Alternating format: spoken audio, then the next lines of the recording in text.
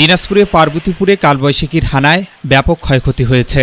১.৫ ঘণ্টা তাণ্ডবে উপড়ে গেছে ২ যুগের পুরনো বটগাছসহ ভেঙে গেছে শতাধিক বিভিন্ন প্রজাতির গাছপালা, উড়ে গেছে অর্ধশত টিনের চালা, ঝরে গেছে অধিকাংশ গাছের আম ও লিচু।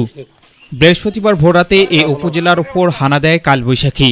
এদিকে কালবৈশাখী ঝড়ের সাথে প্রচণ্ড বৃষ্টিপাতের কারণে তলিয়ে যায় নিম্নাঞ্চলের পাকা ধানের ফসল।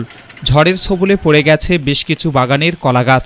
প্রচণ্ড ঝড়ে পল্লী বিদ্যুতের বৈদ্যুতিক তারের ক্ষতি হওয়ায় বিচ্ছিন্ন হয়ে পড়ে বিদ্যুৎ ব্যবস্থা।